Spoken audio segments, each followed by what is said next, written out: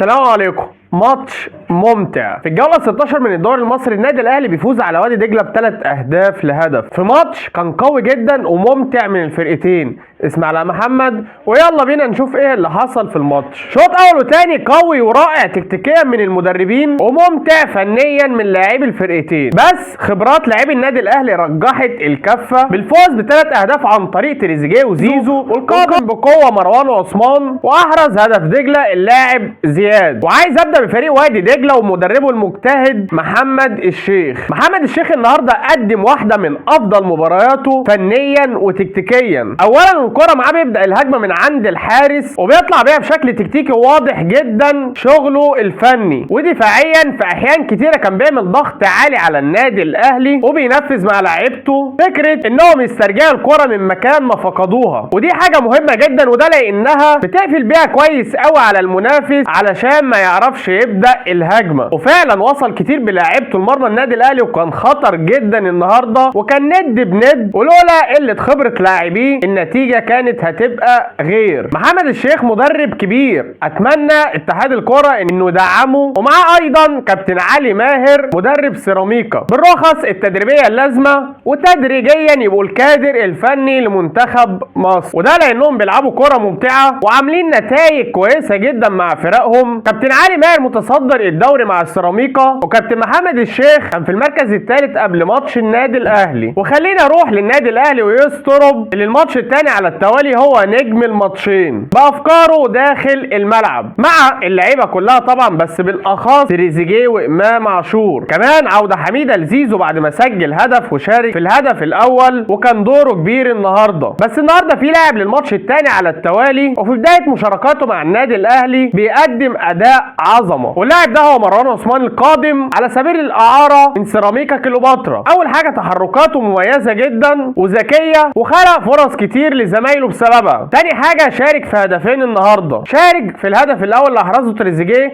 لما سحب اللاعب معاه، واحرز الهدف الثالث بعد تحرك ممتاز ايضا. النادي الاهلي لازم يخلص فيه بدري قبل ما تحصل عليه خناقه في نهايه الموسم. في الاخير مبروك للنادي الاهلي، فوز مهم جدا، وعرض لك للاعبي دجله ومدربهم الرائع محمد الشيخ. عملتوا ماتش رائع وكنتوا ند لحد اخر دقيقه. ده كان فيديو النهارده، اعمل لايك للفيديو وسبسكرايب للقناه وفعل الجرس علشان يوصلك كل جديد، وما تنساش تدعي لاخواتنا في كل مكان. طلع على حبيبك النبي. سلام.